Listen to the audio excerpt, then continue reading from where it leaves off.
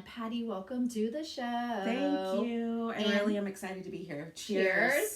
With our coffee. We love coffee, and then we switch to wine late afternoon. It's always happy hour somewhere, right? Always.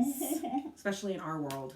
Okay, so for this week's show, for those of you in the audience on the podcast and on our Chicks in Charge TV channel, we want to kind of do a review of the year. We're kind of ready. Oh my God, are we so ready to close out 2020? Very, very ready. But I am grateful for it. Okay, well, we're going to talk about that. We're going to talk about gratitude for the chaos and how we embrace uncertainty and all of that. But we thought for our show, because we also have the She Leads conferences together, these are leadership conferences for women. And, you know, what we say is we're all the CEOs of our own lives. Yep. And so when we're saying She Leads, it's leading your own life to live the life of your dreams. And to live it in a smart, honest, and empowered way. And that's what She stands for. Smart, honest, empowered. So this year, 2020, was really weird from the get-go. I mean, starting in March, it's like we had already, of course, done all of our planning for it, and we were launching She Leads Tulsa.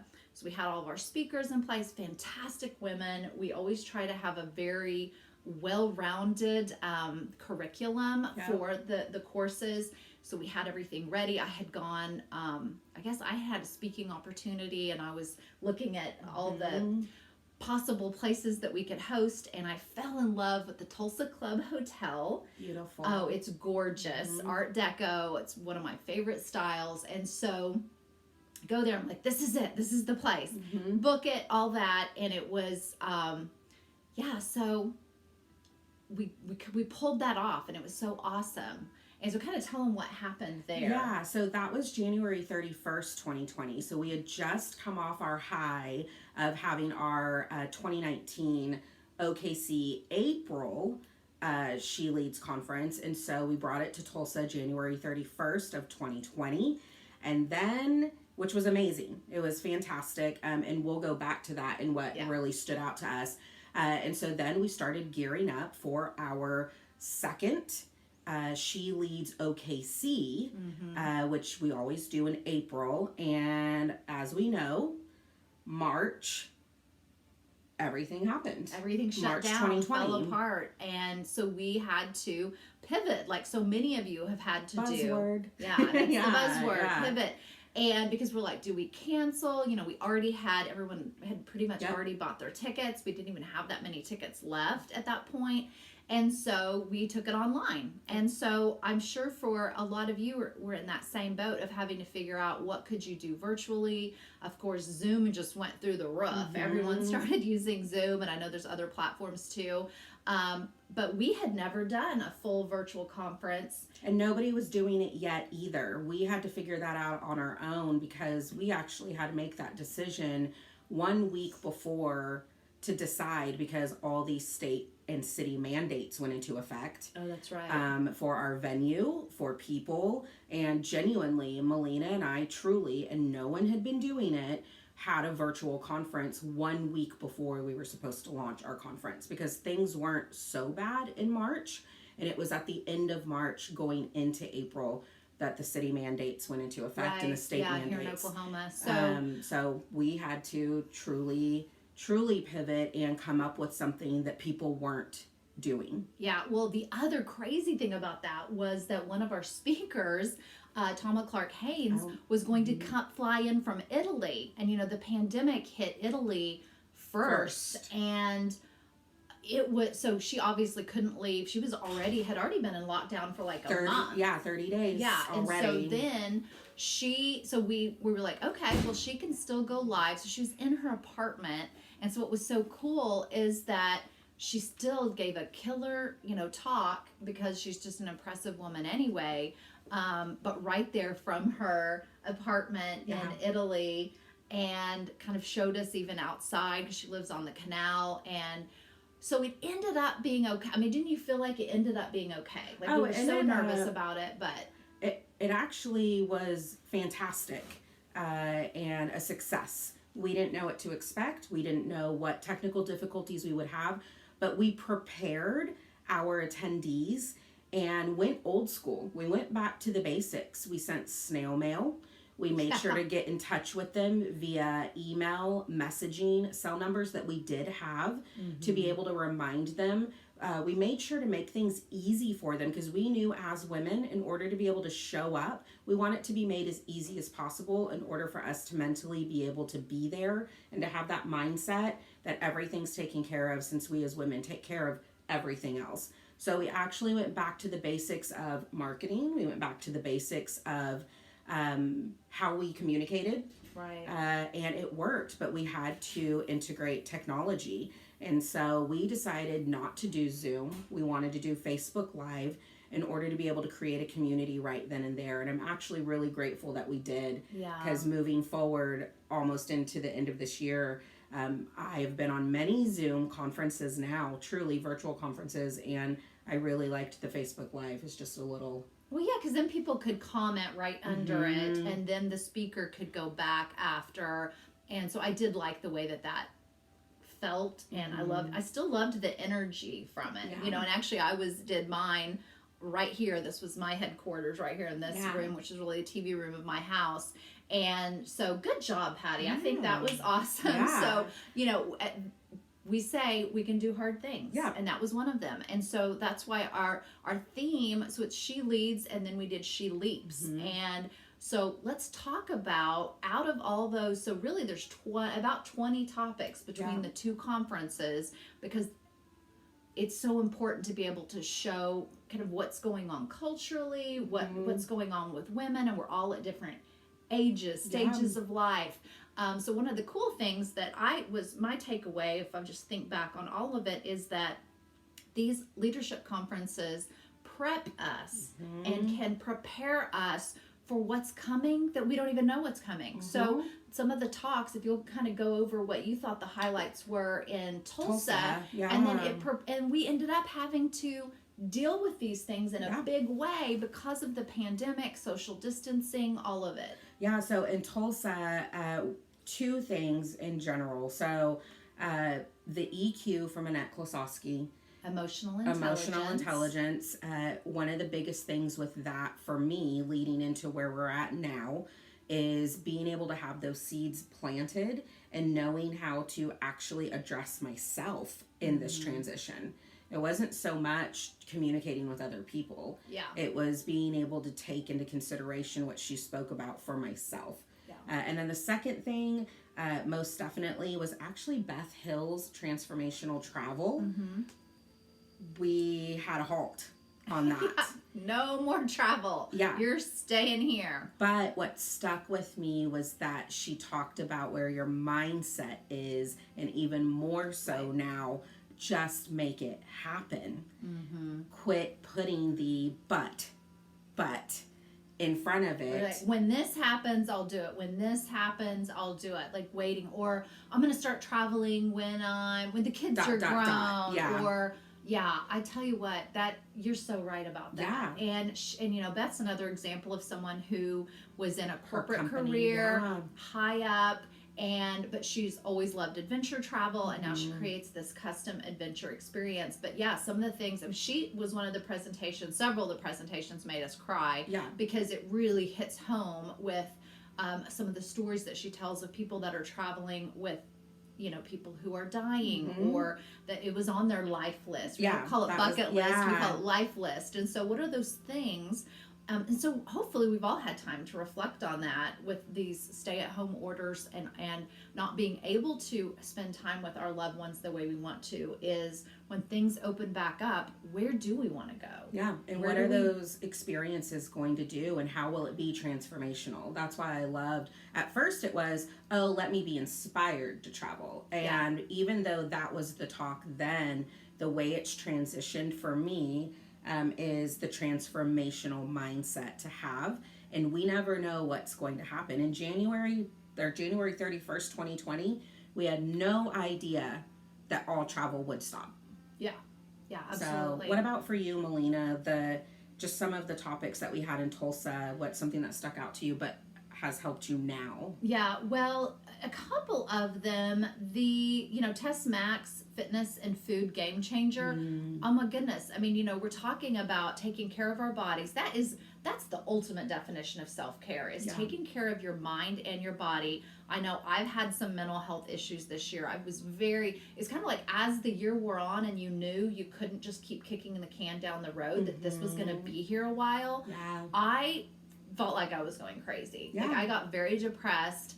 I was just tired of you open the news and everything's canceled, postponed, everything's virtual. I am an extrovert and I even like the energy of strangers in a room. So and it also made me think that, and so yes, the fitness and food, knowing that then you couldn't go to the gym anymore, and so I think I wasn't working out as much because I had relied on that. So then that's another way that you have to pivot to say, well, what can you do? And then they were encouraging that's so much safer outdoors. So I was working outdoors, but then, in Oklahoma, we have such high heat and humidity in the summer. So I was getting my vitamin D and all of that. But it's just one of those things where she reminded us that our bodies are so important to living a good life, and we only have one. Yeah. And so what can we do? I know I gained at least the COVID-10 this year. And that's another thing, like when your mental health is in a bad place, sometimes we could have been eating out of boredom, out of stress, whatever, drinking a lot. I love my red wine, and wine has a lot of calories and all that. But then I was like, well, what else are we going to do? We can't go to the concerts. We can't. So that was a really important reminder. So this fall, I'm starting to really feel a lot better. I've embraced, and I hate the word new normal. I refuse to say that, but I will say it's being able to embrace uncertainty.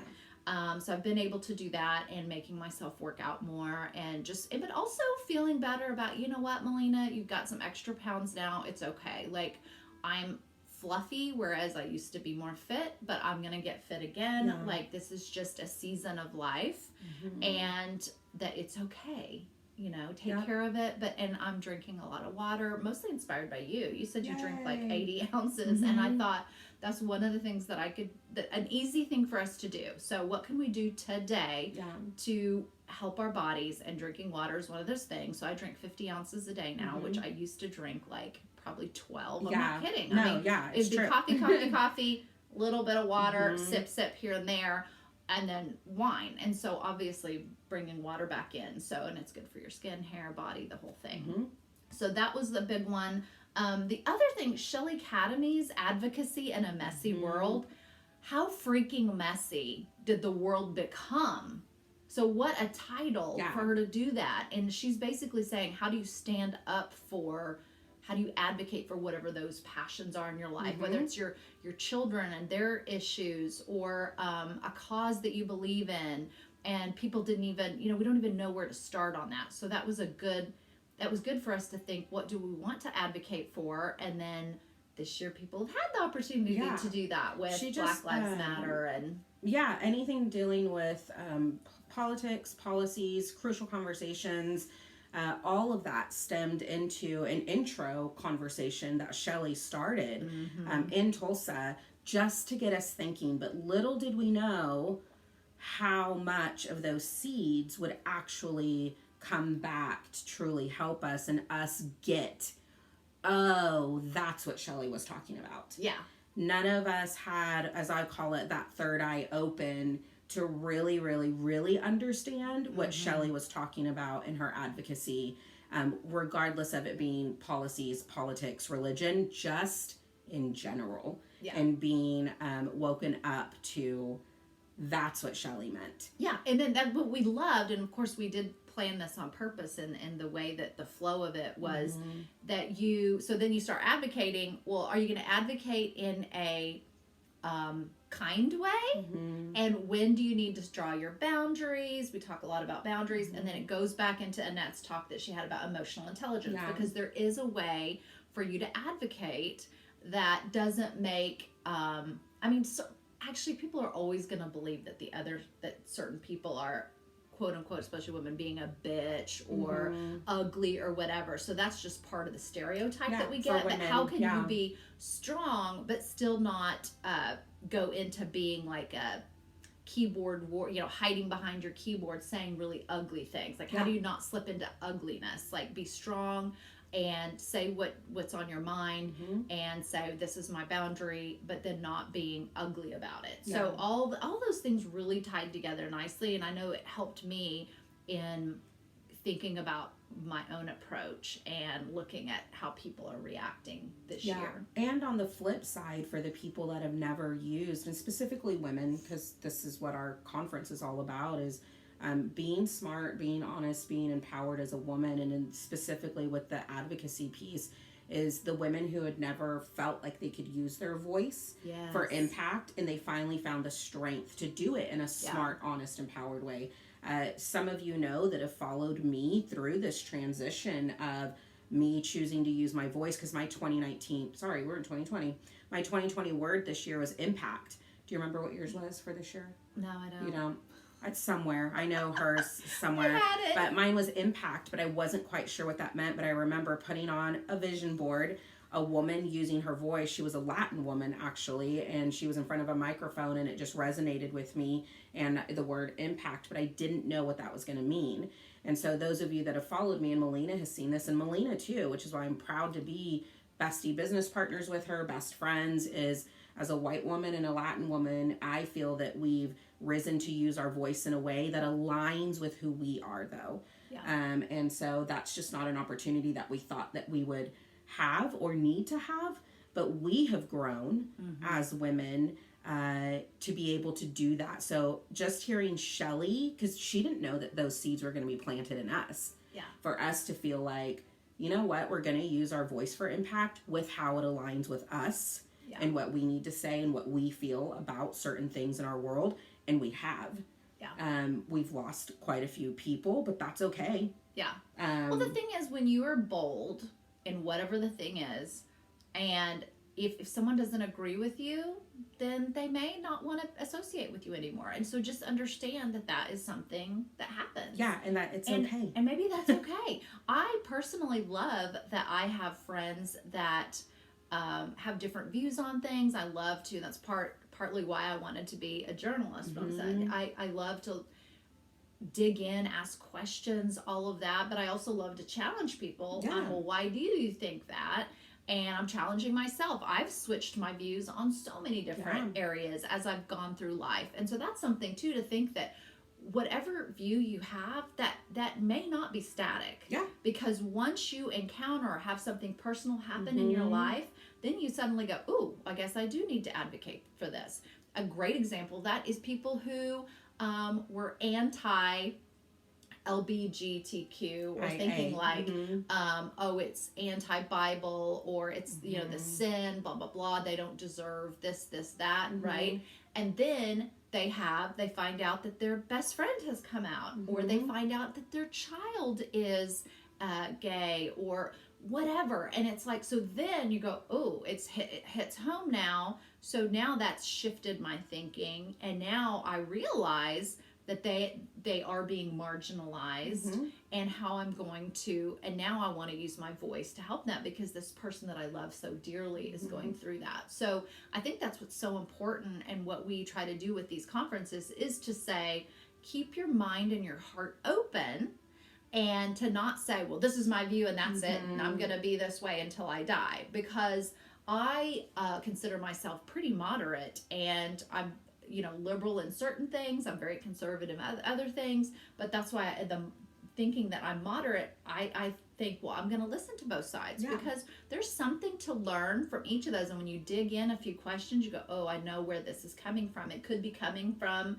something they encountered in their childhood, or a pain point, their pain body that's coming out, that they feel like a certain policy is going to help with that. So for us all, just to be more empathetic with each other, to figure out, where those pain points are, and to say, I don't know because I'm not going through that, but I'm listening to you. Yeah.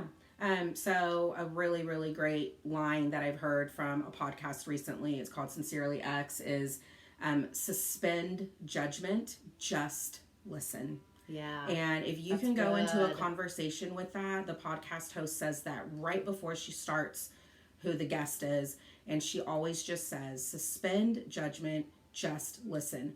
And as things evolve and our world evolves, it's okay for you as a woman to evolve as well.